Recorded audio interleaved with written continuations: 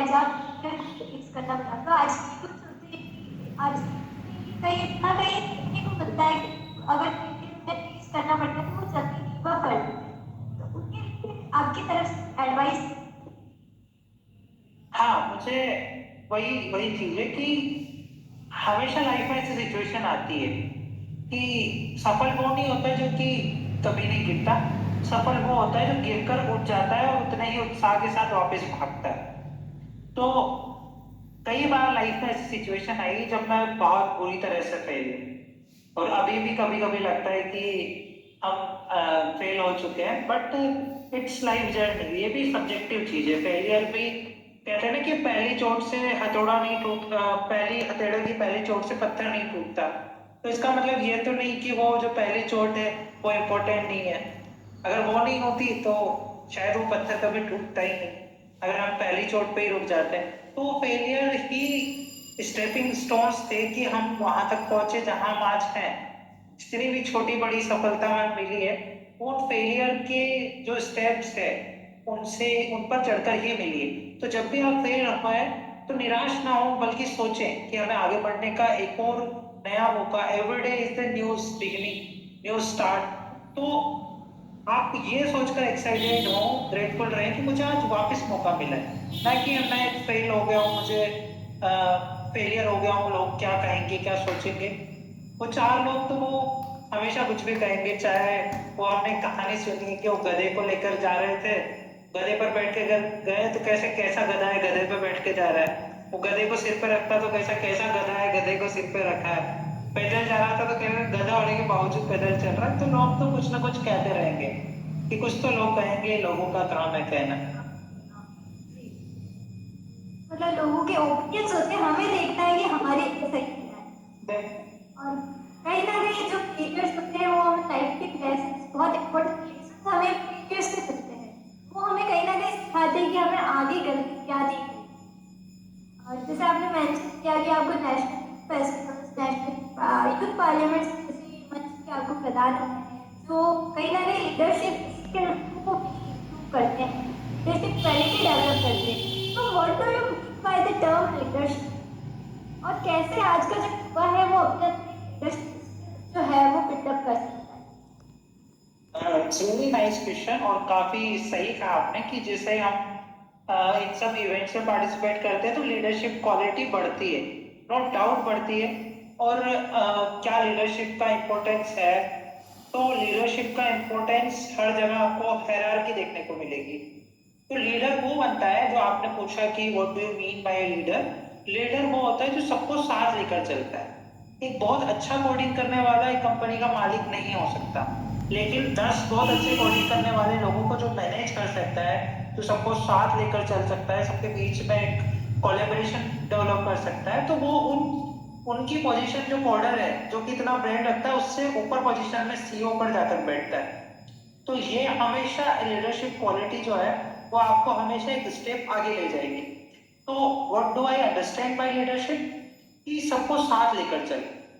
अगर आप लीडर हैं तो आप फेलियर में सबसे पहले जिम्मेदारी आपकी बनती है, और सक्सेस में सबसे पीछे आप खड़े होते हैं, तब आप एक सच्चे लीडर बनते हैं। ये मुझे एपीजे अब्दुल कलाम की बुक मैंने जब पढ़ी तो उसमें जब फेलियर हुआ तो जो उनके बॉस थे, शायद एक जहांगीर बाबा थे, तो उन्होंने जब फेलियर रॉकेट फेल हुआ तो उन्होंने खुद आगे जाकर रेस्पॉन्सिबिलिटी की ये मेरी वजह से फेल हुआ, जबकि अब्दुल कलाम साहब कहते हैं कि ये मेरी वजह से फेल हुआ। और जब सक्सेस हुई तो उनके बॉस ने जाकर बोला कि ये अब्दुल कलाम साहब की वजह से मिली है, मेरी टीम की वजह से मिली है। तो यही सच्ची लीडरशिप है कि आप सेल्फ को पीछे रख के एज ए टीम आगे बढ़ने का सोचेंगे तो आप सोसाइटी को भी पॉजिटिवली इम्पैक्ट करेंगे और एक अच्छा लीडर निकल कर आएंगे। कहा भी जाता है अगर कुछ मील आपको तय करनी है तो आप अकेले चलिए, और लेकिन आपको एक लंबा सफर तय करना है तो आपको अपनी टीम को साथ लेकर चलना पड़ेगा। बहुत ही खूब। और वाकई में आपका जो ये सफर है बहुत ही खूबसूरत रहा है। तो नेक्स्ट हमारा क्वेश्चन है कि आगे आपके क्या प्लान है, आपके फ्यूचर गोल्स क्या है, कि आपको लॉ प्रैक्टिस में ही आगे बढ़ना है या लिटरेचर की दुनिया में कुछ और आप बड़ा प्लान करते हैं? देखिए, आजीविका भी जरूरी है। तो मुझे लगता है कि जो साहित्य की सेवा है वो लोग के अंदर रहकर भी की जा सकती है। तो मेरे प्लान्स जो है वो सीधा है सोशल जस्टिस।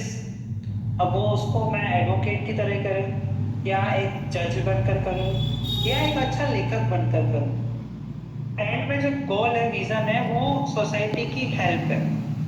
तो मुझे लगता है, और अगर मैं फिजिकल टर्म्स में बात करूं तो एक अच्छा एडवोकेट, सफल एडवोकेट बनना, इसी के साथ साथ जुडिशरी में जाने की तरफ भी मेरा रुझान रहता है।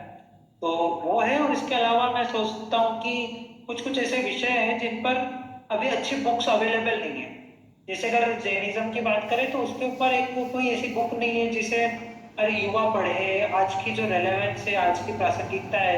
तो मैं सोच रहा हूँ कि उसके ऊपर एक किताब लिखूं, और मेरा जो पोइट्री का कलेक्शन है मैं उसको निकालूं, और सोच रहा हूँ कि जो मेरे एक्सपीरियंस रहे हैं तो मैं उसको एक बुक के फॉर्म में डालूं कि लोगों तक पहुंच पाए। शायद तो उससे जो मैंने संघर्ष किए लाइफ में, तो वो जितने भी इस 40 साल के जितने अनुभव होंगे वो शायद कोई व्यक्ति 2 या 5 दिन में पढ़ के उन सबको सीख सकता है।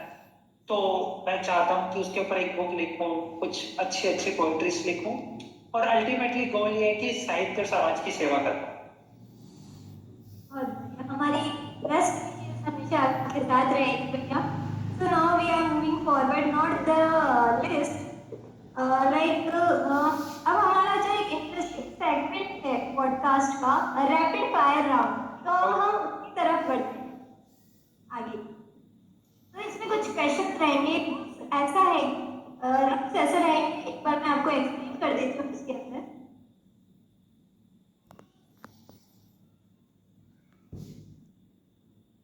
रैपिड फायर राउंड के लिए है कि आपको मैं कुछ ऑप्शंस दूंगी या कुछ शॉर्ट क्वेश्चंस आपसे पूछूंगी, तो बिना ज्यादा सोचे हुए जो फर्स्ट वर्ड आपके माइंड में आता है वो ओके, आपको बोलना है। तो ठीक है, स्टार्ट। ओके। कॉफी और चाय, कॉफी और चाय। चाय, कोर्टरूम या स्टेज, सॉरी, कोर्टरूम और stage, you are not properly audible Pratha ji. I am saying that courtroom या स्टेज, स्टेज। स्टेज और कोर्टरूम, स्टेज।